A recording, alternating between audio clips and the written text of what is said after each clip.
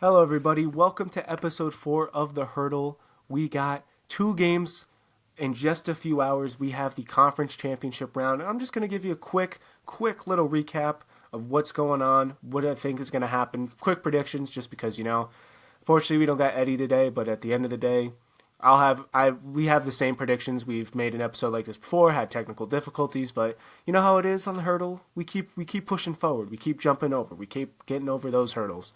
So let's go down to I-95 and let's talk about the Commanders versus the Eagles.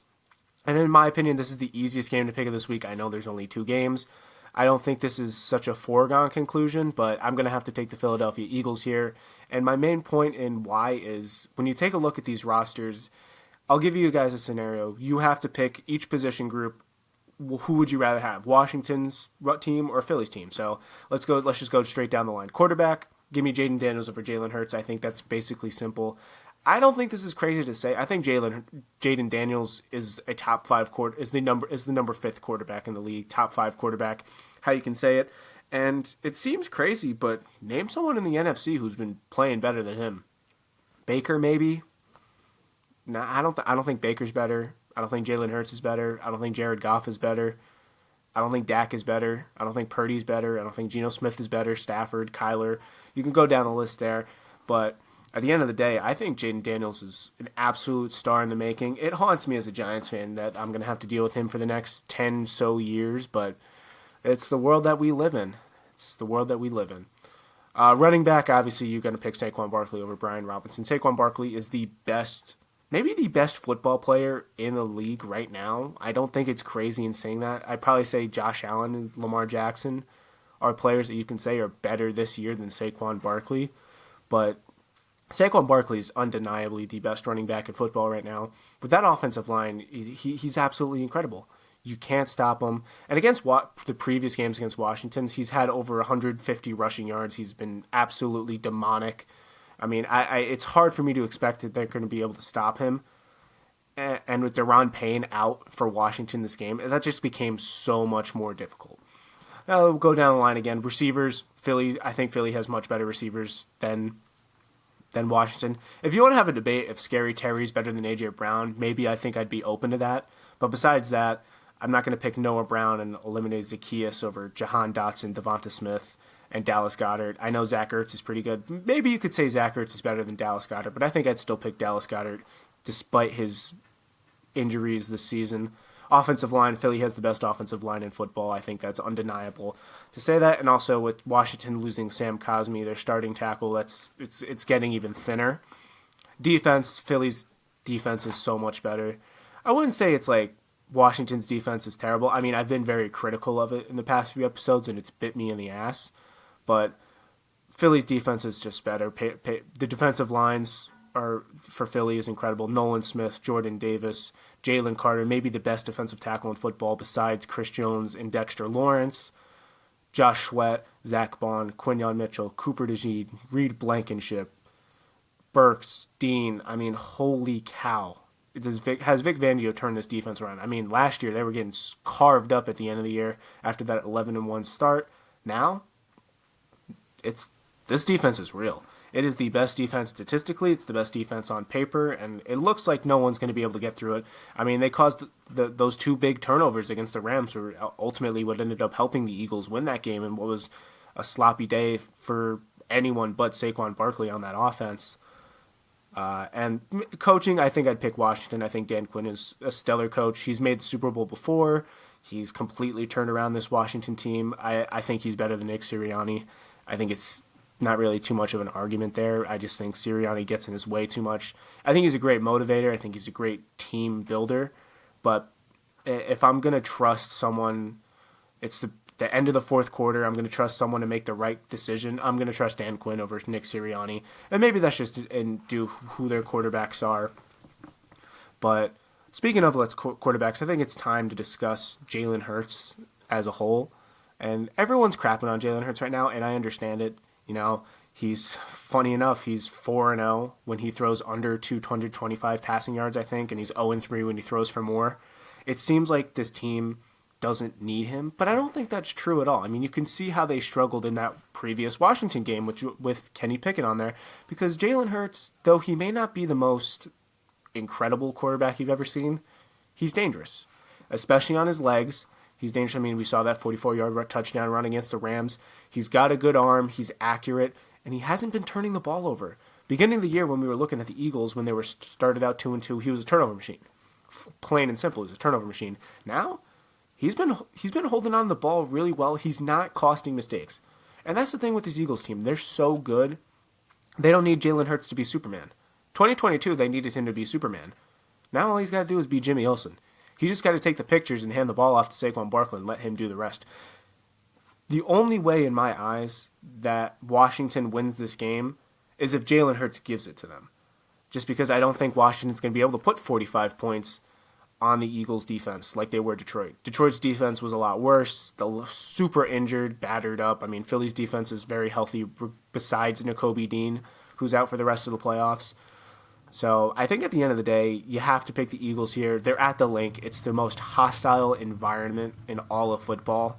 If I was going to pick somewhere in a playoff game to go to, the last place I would pick is Lincoln Financial, because the fans are hostile, the environment is crazy, and you're just going to be hearing that Fly Eagles Fly song all day. And finally, my point with this, can people stop messing with the Rocky statue? For seriously, can people stop messing with the Rocky statue? I think we've all learned this lesson when you mess with the Rocky statue. I don't know if it's like an Eagles fan just buying the other team's gear to do it as like a good luck or some type of superstition. But we'll just go straight down. The Giants did it. They got blown out in the divisional round. The Vikings did it. They got blown out in the conference championship. The Niners did it. They got blown out in the conference championship. Can we learn this lesson? I swear, like if Washington gets blown out today, I'm going to blame it all on the Rocky statue. Now, I'm going to take a look at the game and break it down for you guys. But, I think that's just a funny talking point that we should have regarding this game. So at the end of the day, give me the Eagles. And I'll say a tightly contested affair. I think, though, there will be cause for concern is if this game is close in the fourth quarter and Jaden Daniels gets the ball with 2 minutes to go and has to go down the field to score a touchdown. I don't think there's a better quarterback besides Mahomes that I would trust to go down the field and get the game-winning touchdown right now than Jaden Daniels. Just flat out. He's done it all year. He's done it in the playoffs with the Tampa game. He was absolutely incredible every moment of that Detroit game. But I will pick the Eagles to represent the NFC and book their ticket to New Orleans. As for our 6:30 game of the day, the AFC Championship, we have Josh Allen versus Patrick Mahomes, Part 4. And unfortunately for America, I don't think Josh Allen's going to be able to save us. I don't. And this has nothing to do with Josh Allen or the Bills' offense. I think it's just going to have to do with whoever gets the ball last in this game. Whoever's going to get the ball, I think this game is potentially going to go to overtime, and it's going to be whoever wins the coin flip. I know the playoff rules have changed with all that, but I just think nobody's able to stop the Chiefs when the Chiefs need to get that clutch field goal or that clutch touchdown. Nobody's able to do it. I don't know what it is, if it's demon magic, if it's refereeing, if it's just the fact that Mahomes and Kelsey are a generational duo and Andy Reid is a top 5 head coach of all time. I think that's really what it is. But also, it's which defense do you trust more? Looking at this game, what defense do you trust more? Is it Buffalo's defense or is it the Chiefs' defense? And obviously, I think anyone besides a Bills fan is going to say they trust the Chiefs' defense way more. They have a lot more skill play, like better stars. They're statistically better.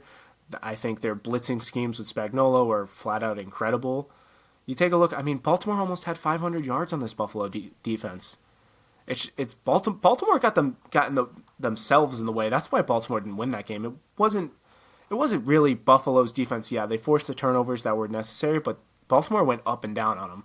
And if it wasn't for maybe Mark Andrews dropping the ball and the fumbles, we would see Baltimore in this matchup. So at the end of the day, that's why I have to pick Patrick Mahomes. I mean, betting against Mahomes in the playoffs, it's stupid at this point. It's like Brady.